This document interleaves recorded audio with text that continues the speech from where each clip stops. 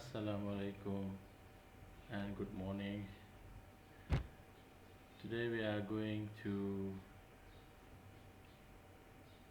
apply the simulation for wastewater treatment design. Today I'm going to introduce the software which is called GPS X version 8. Last time I did mention to you about the application Cabinet work. Cabinet work actually it's more to cost estimation of cost estimation of the sewage treatment plant. So meaning that it includes the construction costs, operational costs, and management costs. So uh, uh, so I I prefer to focus on the design because so far you guys really focus on the design. So let us work on the design. So this is a GPS X tutorial, guys. So meaning that today I'm going to explain to you or demonstrate to you three tutorial, which is the from basics to three like a startup to use this software. Actually, this software is quite complex. From the start, from the beginning is okay. Several parameter is under control, but when we would like to have more advanced design or more advanced optimization, so it will be a bit complicated. So I try to introduce the simple one so that you can extend this software in uh, complex manner. So this is a GPSX tutorial, guys. Okay, so GPSX is it's a company. Sorry, it's a software from developed by Hydromantics company, and we may start the introduction.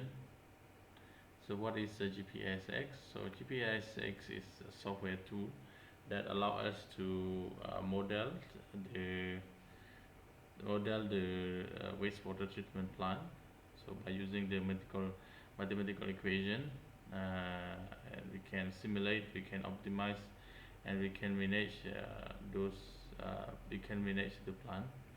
And it uses a simple drag and drop interface and comprehensive selection of unit process to allow all of us to develop the plant model into a characterization data and run simulation. So, and the question is like, why we create the model of wastewater treatment plant? So, uh,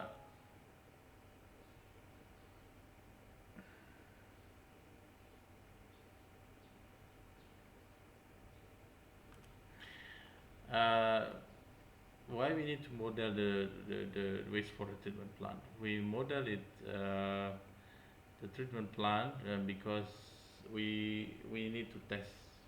Okay, one of the purposes we need to test. Let us say we design, we have the dimension of our every unit, and then we would like to know whether whether the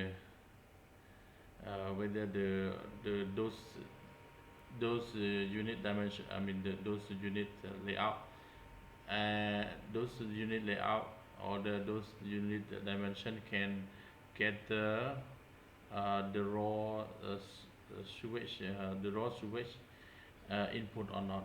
So one way is to be tested in the laboratory, just like what you have test, what you have done in the laboratory. And however, is the laboratory is it's a small scale, but if we talk about a big scale, so this is difficult for us to test it. So one way to test this process, whether the effluent that we whether the effluent it can be achievable or not. So we can test it through this modeling. So first of all, the primary reason is allow the comparison of very design, process, retrofit or operating strategy. Okay, so we can, for example, let's say we would like to introduce, we would like to know whether the activity sludge is more efficient than the rotating batch reactor, rotating batch reactor or not. Uh, so we can test it based on this model and verify the capacity of existing plant. So for example, let's say we have the existing plant and then we would like to verify we would like to verify the capacity, the efficient treatment process of the this plant, whether this the plant is really the same with the modeling or not. So we can try it, because why? Because if the same, I mean it's almost the same, so meaning that it's easy for us to modify in the other unit process. For example, add it up unit process or increase the effluent to get them more effluent, etc. So this is uh, one of the benefit. And number three, determine process bottleneck. So uh, we we may have a problem. We may have a problem with some unit process, maybe like overestimate overestimation. So perhaps we can I mean, based on the simulation, we can see whether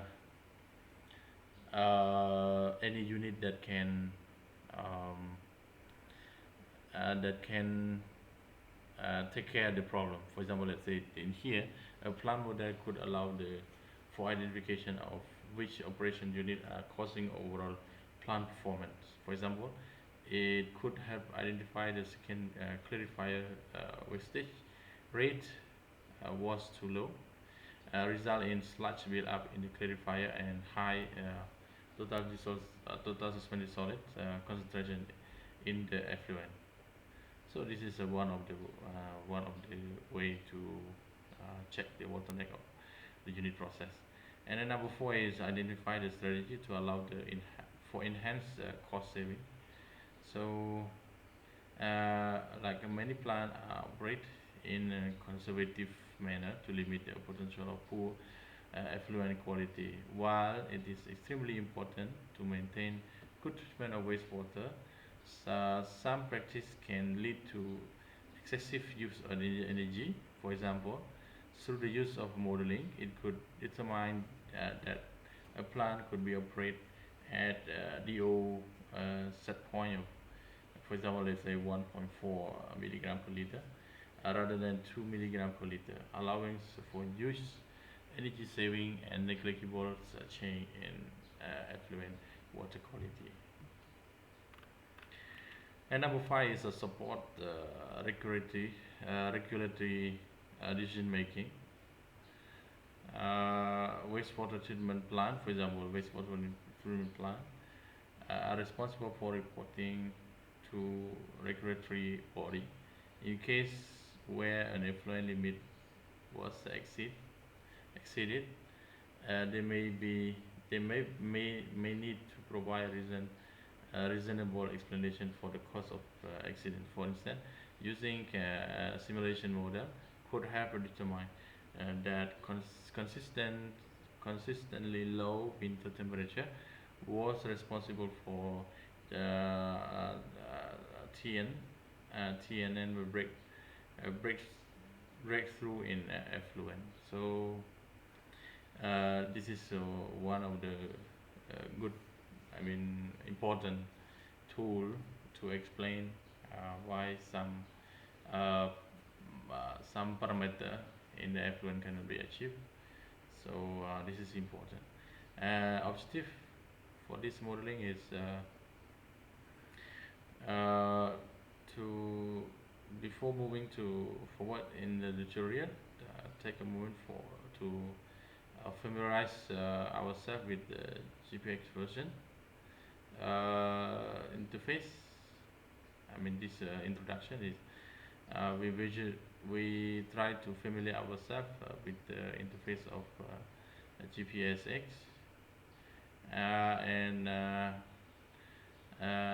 this introduction will provide some basics tour of the interface, allow new user to become more comfortable with the layout prior to build and running plant model simulation.